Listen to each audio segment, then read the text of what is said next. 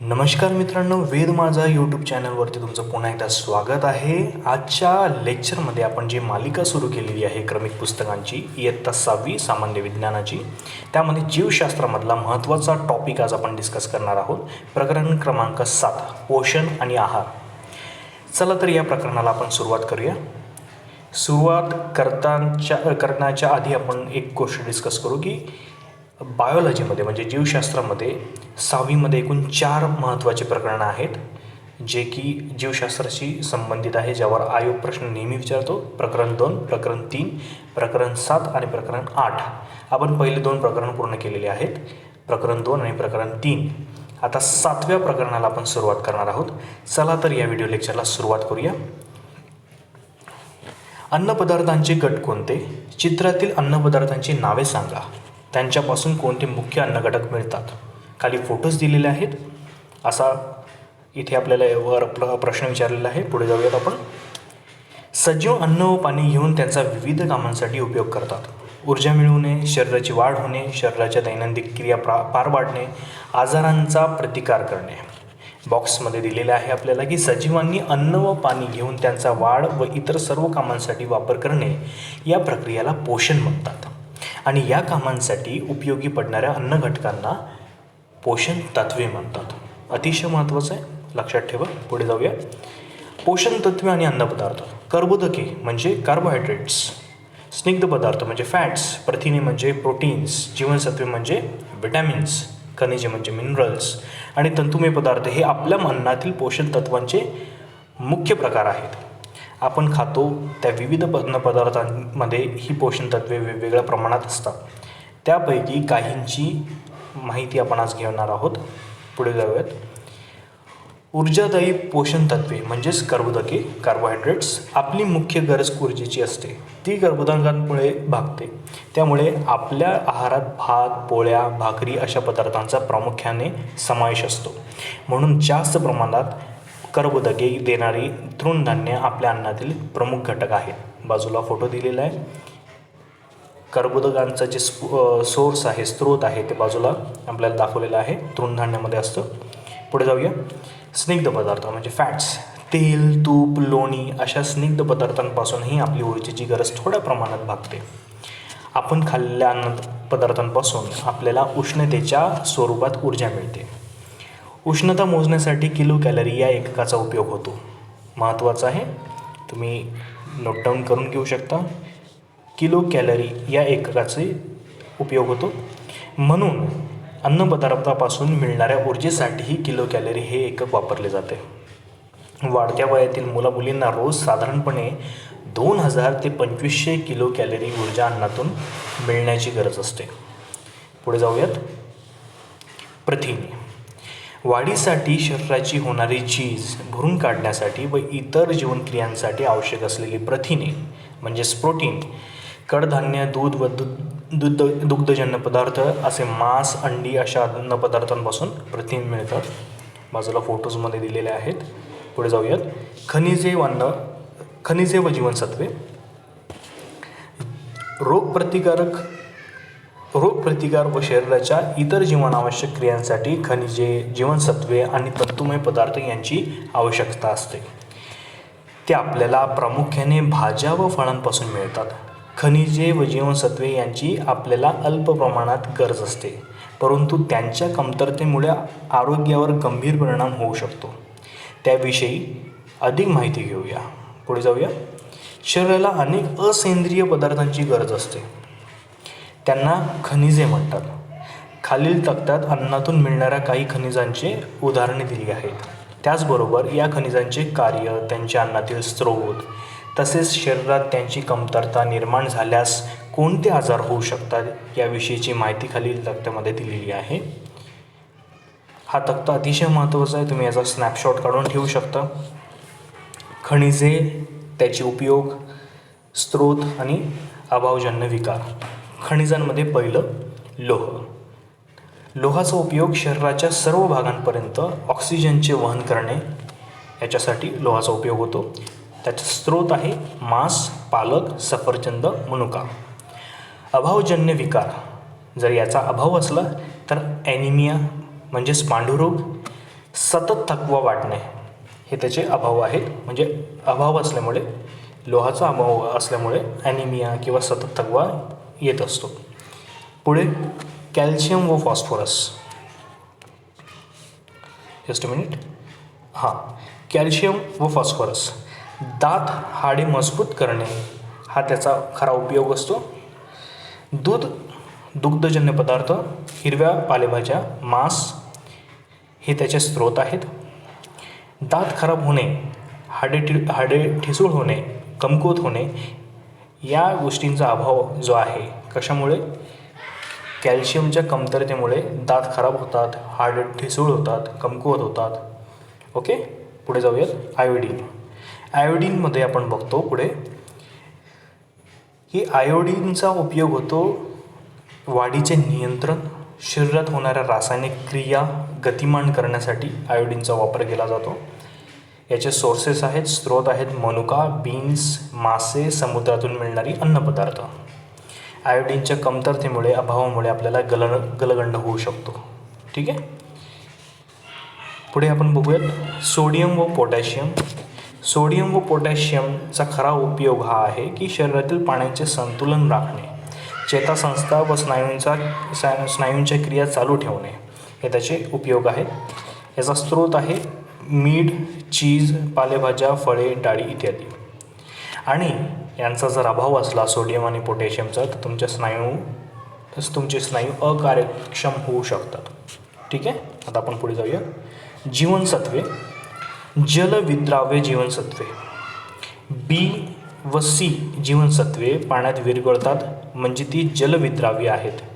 ती लघवी, घाम यातील पाण्याबरोबर शरीराबाहेर टाकली जातात, म्हणून त्यांचा सतत पुरवठा होणे गरजेचे असते. B1, B2, B3, B6, B9 व B12 हे जीवनसत्वाचे महत्त्वाचे प्रकार आहेत. जल अविद्राव्य जीवनसत्वे ही जीवनसत्वे पाण्यात विरघळत नाहीत, ती इनसोल्युबल असतात.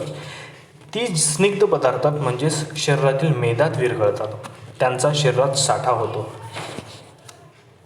ADEK ही जल अविद्राव्य जीवनसत्वे आहेत, म्हणजे विटॅमिन्स आहेत. आता विटॅमिन्ससाठीचा एक चार्ट दिलेला आहे आपल्याला. जीवनसत्वे, स्रोत व कार्य. पहिलं बघूयात. Vitamin A. डोळ्यांचे रक्षण, त्वचा, दात, हाडे निरोगी राखण्यासाठी विटॅमिन ए गरजेचं असते. त्याचे स्रोत आहेत गाजर, दूध, लोणी, गडद हिरव्या भाज्या, रताळे, गडद पिवळी फळे आणि भाज्या. याचा अभाव असला तर रात आंधळेपणा, म्हणजे कमी उजेडात पाहू न शकणे, यालाच अंधत्व पण म्हणू शकतो आपण. झिरोडोर्मा, त्वचा कोरडी पडणे, हा पण एक रोग होऊ शकतो. आता विटॅमिन B1 बद्दल बघूयात. याची कार्य आहे चेतातंतूचे व हृदयाचे कार्य नीट होण्यास मदत करते. ओके. स्रोत आहेत दूध, मासे, मांस, तृणधान्य, कवचफळे इत्यादी. डाळी पण आहेत. ओके. आणि याचा अभाव जर असला तर तुम्हाला बेरी म्हणजे चेतातंतूंचा आजार होऊ शकतो, स्नायूंचा अशक्तपणा अथवा अकार्यक्षमता देखील याच्यात जाणवते. पुढे विटॅमिन B9. शरीराची वाढ अतिशय महत्त्वाचं आहे, याच्यावर क्वेश्चन येतात. शरीराची वाढ खुंटते जर याचा अभाव असला तर. याचे सोर्सेस आहेत, स्रोत आहेत गडद हिरव्या भाज्या, पपई, किवी. ओके. अभाव असला तर तुम्हाला सांगितलंच मी, शरीराची वाढ खुंटते, ॲनिमिया, विसर पडणे, हालचाली मंदावणे हे सगळे याचे सिम्पटम्स आहेत. आता विटॅमिन B12 बद्दल बघूयात. लाल रक्तपेशी तयार करण्याची जी क्षमता आहे ती B12मध्ये आहे. नंतर त्याचे स्रोत बघूयात. दुग्धजन्य पदार्थ, मांसपासून तो मिळतो विटॅमिन B12. आणि ॲनिमिया होऊ शकतो जर याचा अभाव असला तर. ओके. Vitamin C. शरीरांच्या ऊतींचे रक्षण करणे, हिरड्या, दात, हाडे, त्वचा यांसाठी आवश्यक असे कोलॅजेन हे प्रथिन तयार करणे अतिशय महत्त्वाचं आहे विटॅमिन C. आवळा, किवी, संत्री व इतर लिंबूवर्गीय फळे तसेच कोबी, टोमॅटो, हिरव्या पालेभाज्या यांपासून विटॅमिन C आपल्याला मिळते. जर याचा अभाव असला तर स्कर्वी म्हणजे हिरड्यांमधून रक्तस्राव होतो. ठीक आहे. गलग्रंथी सुजणे, जखमा लवकर बऱ्या न होणे या सगळ्या त्याच्या अभावामुळे होणारे परिणाम आहेत. विटॅमिन D बघूयात. दात व हाडे निरोगी राहण्यासाठी पुरेसे कॅल्शियम व फॉस्फरस अन्नातून शोषून घेणे हे व्हिटॅमिन डीचं एक चांगलं फंक्शन आहे, मेन फंक्शन आहे. सूर्यप्रकाशामुळे दूध, मासे, अंडी, लोणी यातील काही पदार्थांपासून शरीरात हे जीवनसत्व तयार होत असते, व्हिटॅमिन डी. ओके, महत्त्वाचं आहे, पेपरमध्ये विचारतात. Vitamin D, vitamin C, vitamin E आणि के बद्दल विचारतात नेहमीच जोड्या लावांमध्ये. ठीक आहे. जर व्हिटॅमिन डीचा अभाव असला तर तुमचं मूडदूस म्हणजे हाडे मऊ होत जातात. ठीक आहे, त्यामुळे वेदना होतात, हाड मोडतात व्हिटॅमिन डीचा अभाव असला तर. व्हिटॅमिन ई बद्दल बोलूयात. पेशींमध्ये चयापचय क्रिया सुरळीत होणे, पुनरुत्पादन आणि स्नायू पेशींना कार्यक्षम बनवतात हे व्हिटॅमिन ई. तृणांकुर, हिरव्या पालेभाज्या, कोवळी पालवी, वनस्पतीजन्य तेल हे सगळे त्याचे स्रोत आहेत. स्नायूंमध्ये कमकुवतपणा येणे व्हिटॅमिन डीच्या अभावामुळे होऊ शकते. प्रजनोत्पादनामध्ये अडथळा निर्माण होणे, त्वचा विकार होणे हे सगळं व्हिटॅमिन ईच्या अभावामुळे परिणाम होऊ शकतात. आता व्हिटॅमिन ई बद्दल बोलूयात. रक्त साकळण्यास मदत होणे, म्हणजे रक्ताचा जो फ्लो आहे, व्हिटॅमिन ईचा जर अभाव असला, व्हिटॅमिन केचा जर अभाव असला तर रक्तस्राव होऊ शकतो. ठीक आहे, जास्त प्रमाणात होऊ शकतो. रक्त गोठण्यासाठी याचा वापर केला जातो, म्हणजे वापर होतो व्हिटॅमिन केचा. हिरव्या पालेभाज्या, ब्रोकोली, हिरवी कोबी, मोड असलेले कडधान्य, अंड्याचा पिवळा भाग ही सगळे स्रोत आहेत. इजा झाल्यास फार रक्तस्राव होतो, म्हणजे रक्ताचा जो फ्लो आहे तो थांबत नाही.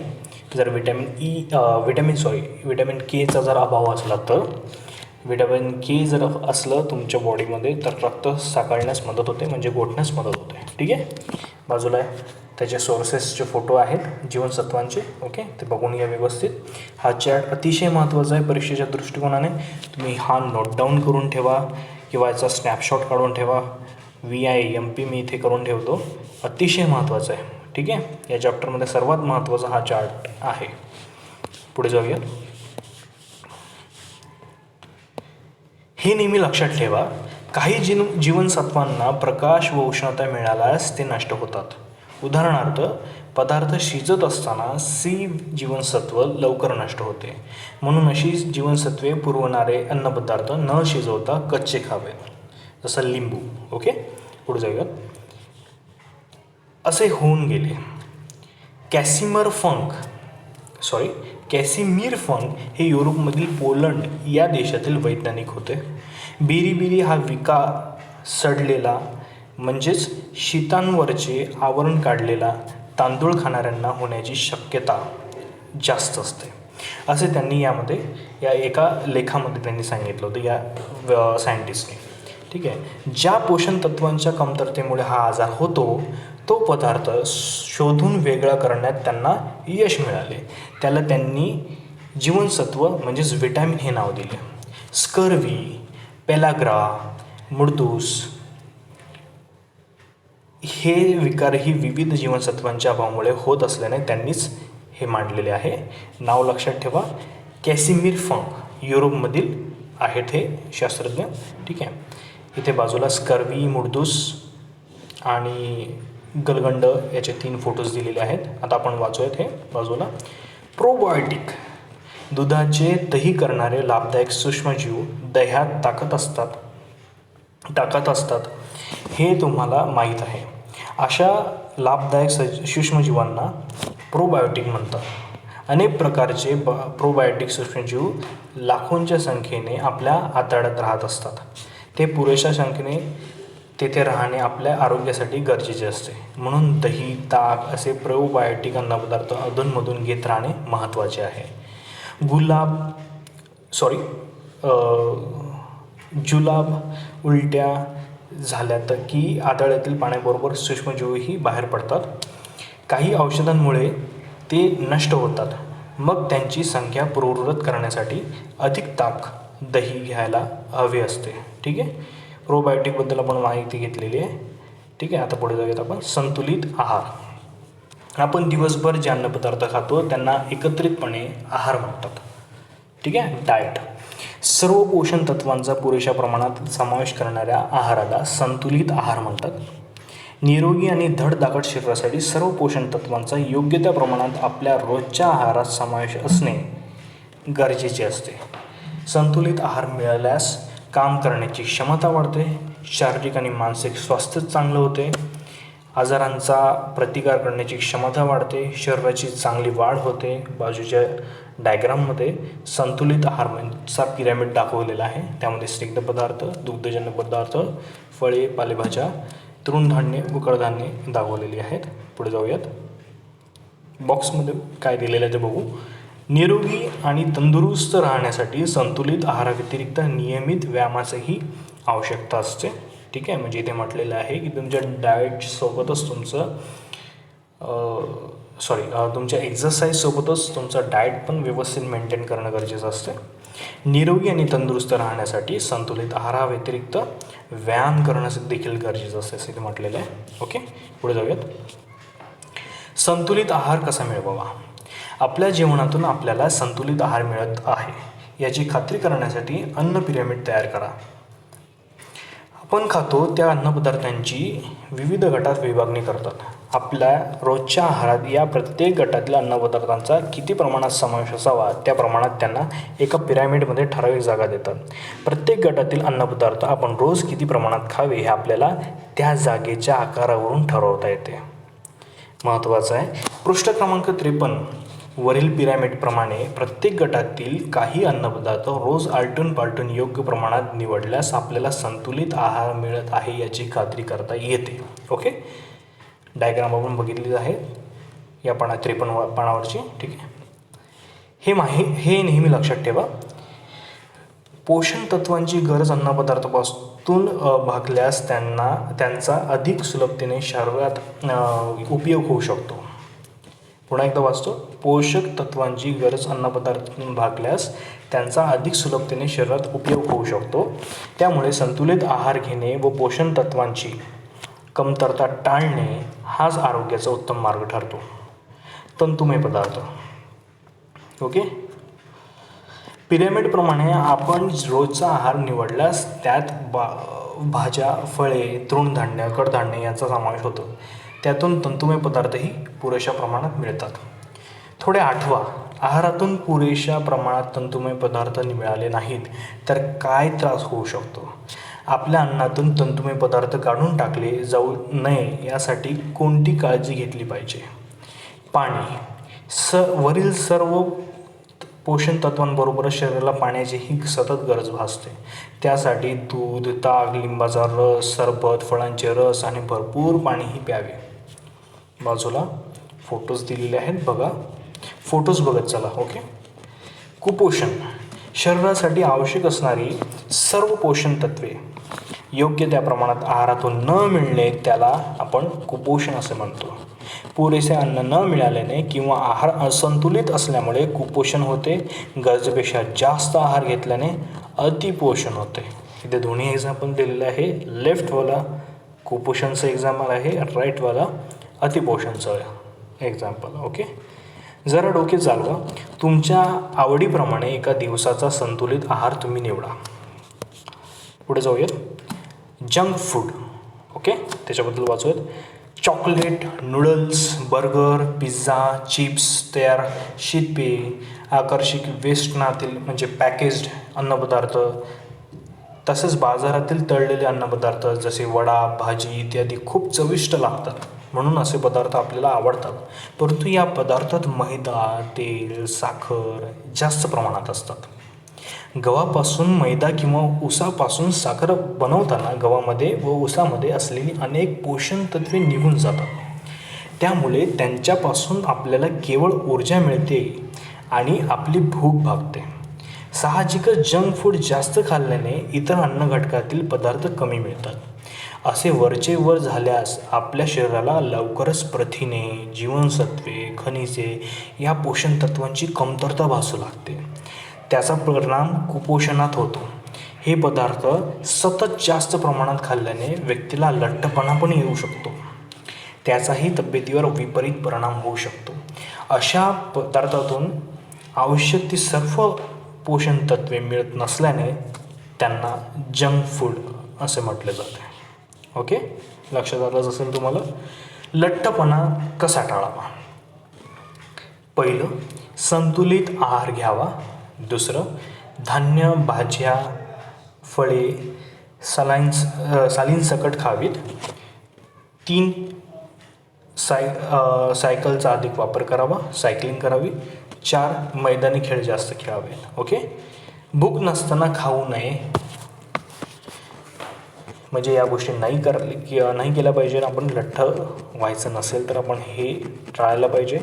भूक नसताना खाऊ नये, जेवताना टी व्ही पाहू नये, छोट्या अंतरासाठी मोटारगाड्या वापरू नयेत, पॅकेटबंद तयार अन्नपदार्थ खाण्याचे टाळावे. हे सर्व तुम्ही डोंट्स इथे दिलेले आहेत आणि वरचं डूज दिलेले आहेत. ओके. आता इथे बाजूला अन्नपदार्थांतील भेसळ. अन्नपदार्थ विकताना अधिक फायदा करून घेण्यासाठी त्यात एखादा स्वस्त, अतिरिक्त व कमी दर्जाचा पदार्थ मिसळला जातो. त्याला अन्नाची भेसळ म्हणतात. अन्नात भेसळ करण्यासाठी वापरलेले पदार्थ विषारी किंवा आरोग्याला घातकही असू शकतात. असे भेसळयुक्त अन्नपदार्थ अशुद्ध व हानिकारक असल्यामुळे ते खाण्यास अयोग्य असतात. भेसळीचे पदार्थ. भेसळ करण्यासाठी वापरण्यात येणारे पदार्थ अन्नपदार्थात बेमालूम पद्धतीने मिसळून जातील असे असतात. ओके. अन्नपदार्थ बाजूला. भेसळीचे पदार्थ. दूध. भेसळ आपण कशा पद्धतीने करू शकतो? त्याच्यामध्ये पाणी, युरिया, स्टार्च टाकू शकतो. ठीक आहे. सेकंड, लाल तिखट. त्याच्यामध्ये आपण वेटेची पूड, लाल भोपळ्याची भुकटी आपण टाकू शकतो. काळी मिरी, त्याच्यामध्ये आपण पपईच्या बिया टाकू शकतो. आईस्क्रीममध्ये धुण्याचा सोडा, कागदाचा लगदा आपण टाकू शकतो. तांदूळमध्ये बारीक पांढरे खडे टाकू शकतो आपण. शेंगदाण्यामध्ये लालसर गारगोट्या खडे आपण टाकू शकतो. याला आपण भेसळ म्हणतो. तुम्ही देखील हे तुम्हाला याचा अनुभव आला असेल, बघितलं असेल तुम्ही. ओके. हे नेहमी लक्षात ठेवा, अन्नाची भेसळ करणे हा कायद्याने गुन्हा आहे. भेसळयुक्त अन्न खाऊ नये. ओके. आता आपण काय शिकलो? या चॅप्टरपासून आपण काय शिकलो? याच्यामध्ये आपण शिकलो अन्न व पाणी घेऊन त्यांचा ऊर्जा, वाढ व शरीराच्या इतर क्रियांसाठी वापर करणे, या प्रक्रियेला पोषण म्हणतात. कर्बोदके, स्निग्ध पदार्थ, प्रथिने, जीवनसत्वे, खनिजे आणि तंतुमय पदार्थ ही अन्नातील पोषक तत्वे आहेत. संतुलित आहारात सर्व पोषक तत्वांचा योग्य प्रमाणात समावेश असतो. संतुलित आहार घेण्यासाठी अन्न पिरॅमिडचा उपयोग होतो. अन्न घेण्याच्या प्रमाणावर कुपोषण, अतिपोषण व अभावजन्य विकार अवलंबून असतात. जंक फूडपासून ऊर्जा मिळते, परंतु इतर पोषण तत्वे मिळत नाहीत. भेसळयुक्त व अशुद्ध अन्न आरोग्याला घातक असते. ओके. अशा पद्धतीने आपण हा चॅप्टर बघितलेला आहे. याचा स्वाध्याय सोडवण्याचा देखील तुम्ही प्रयत्न करा. ओरली सोडून बघा, रिकाम्या जागा भरून बघा, जोड्या लावा बघा, ऑप्शन्स असतात इथे ते सॉल्व करून बघा. ठीक आहे.